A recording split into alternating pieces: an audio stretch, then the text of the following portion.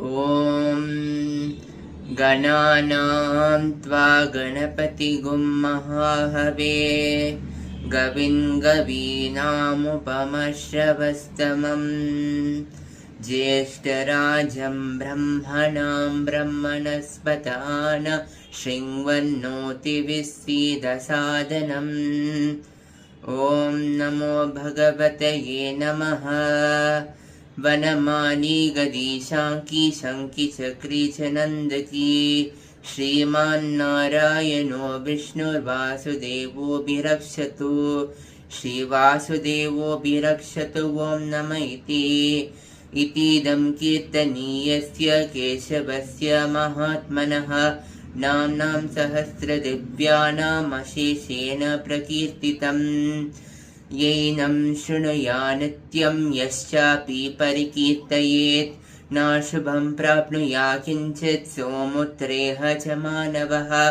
वेदान्तको ब्राह्मणस्य क्षत्रियो विजयी भवेत् वैश्यो धनस्य वृद्धस्य शूद्रा सुखमहाप्नुयात्।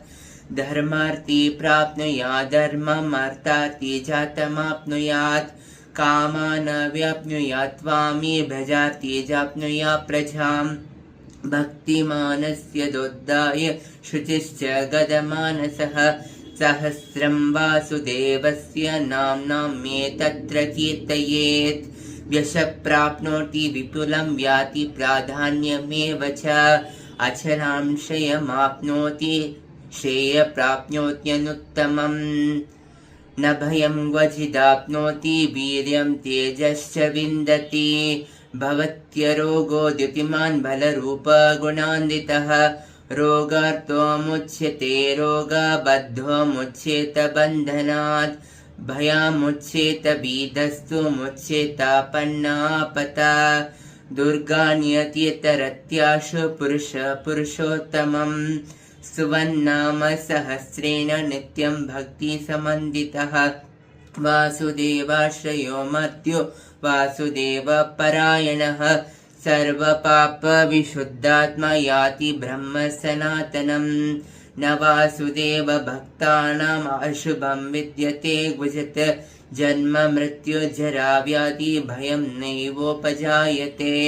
इमं स्तवं मदीयान् श्रद्धा भक्ति समन्वितः युज्येतात्मसुखशान्ति श्रीर्वृत्तिस्मृतिकीर्तिभिः। न क्रोधो न च मात्सर्यं न लोभो नाशुभा मतिः भवन्ति कृतपुण्यानां भक्तानां पुरुषोत्तमे। द्योषजन्त्रात्र नक्षत्र खम्बिशो भूर्महोदधिः वासुदेवस्य वीर्येण विद्रुतानि महात्मनः। ससुर सुरगन्धर्वं सयक्षोरगराक्षसं जगत्पशे वर्ततेदं कृष्णस्य सचराचरम्। इन्द्रियाणि मनोबुद्धिर्सत्यं तेजो बलं द्युतिः वासुदेवात्मकान्याहुः क्षेत्रं क्षेत्रज्ञ एव च। सर्वागमानमाचार प्रथमं परिकल्पते आचार प्रभवो धर्मो धर्मस्य प्रपुरच्चितः। ऋषय पितरो देवा महाभूतानि धातवः जङ्गमा जङ्गमं चेदं जगन्नारायणोद्भवम्। योगो ज्ञानं तथा साङ्ख्यं विद्या शिल्पानि कर्म च वेदाशस्त्राणि विज्ञानम् एतत् सर्वं च नादनात्। एको विष्णुर्महद्भूतं कृतभूतान्यनेकशः त्रीण्योकान्यव्यभूतात्मा भुङ्क्ते विश्वभुगव्ययः। इमं स्तवं भगवतो विष्णुर्व्यासेन कीर्तितं पठ्यते इच्छे पुरुषश्रेय प्राप्नुं सुखानि च।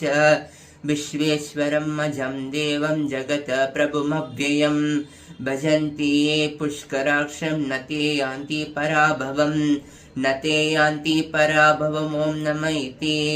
अर्जुन उवाच पद्मभद्रविशालाक्ष पद्मनाभ सुरोत्तम भक्तानाम् अनुरग्नानां त्राता भवजनार्दन। श्रीभगवानुवाच यो मां नाम सहस्रेण स्तोतुमिच्छति पाण्डव सोऽहमेकेन श्लोकेन सुत एव न संशयः। स्तुत एव न संशय ॐ नम इति व्यास उवाच वासुरात् वासुदेवस्य वासितं भुवनत्रयम् सर्वभूतानि वासोऽसि वासुदेव नमोऽस्तु ते।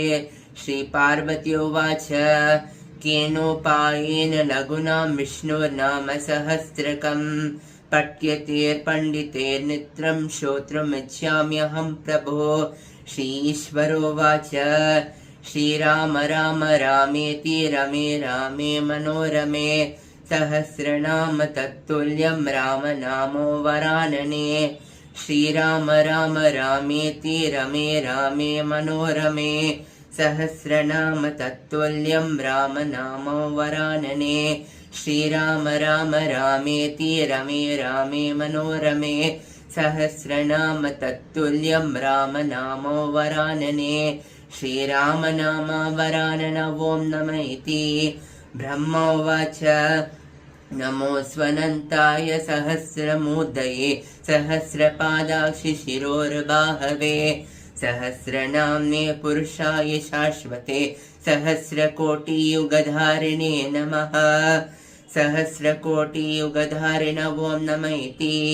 संजय उवाच यत्र योगेश्वर कृष्णो तत्र पार्थो धनुर्धरः तत्र श्रीर्विजयो भूतिर्ध्रुवानीतिर्मतिर्मम। श्रीभगवानुवाच अनन्या चिन्तयन्तो मां ये जनाः पर्युपासते तेषां नित्याभियुक्तानां योगक्षेमं वहाम्यहम्। परित्राणाय साधूनां विनाशाय च दुष्कृतां धर्मसंस्थापनार्थाय सम्भवामि युगे युगे।